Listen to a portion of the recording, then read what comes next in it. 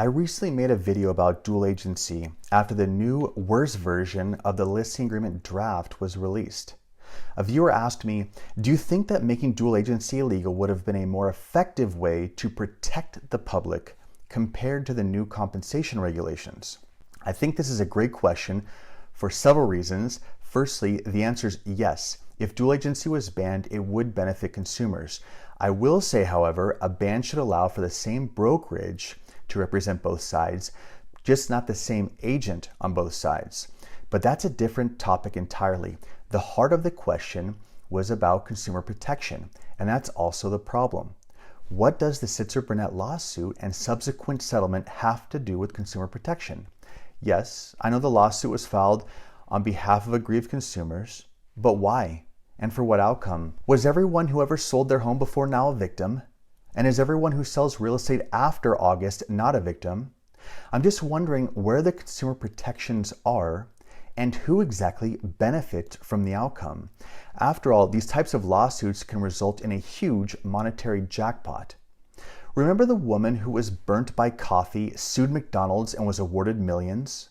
That was consumer protection. How about the class action lawsuit against Subway, claiming their foot-long subs were not quite 12 inches long?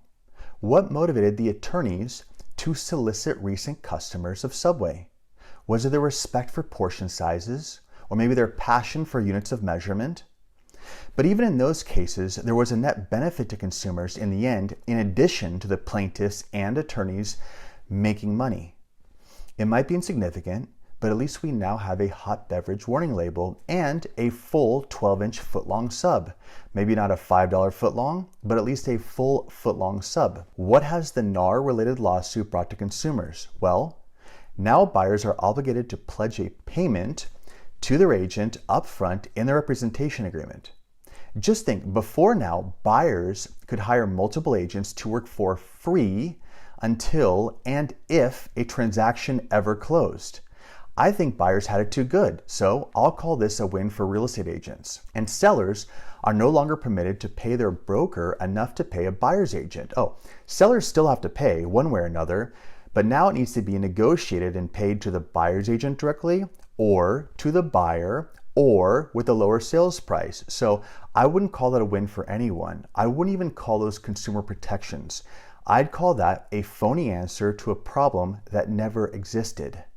But the lawsuit wasn't a total failure. After all, NAR is writing someone a check for $418 million.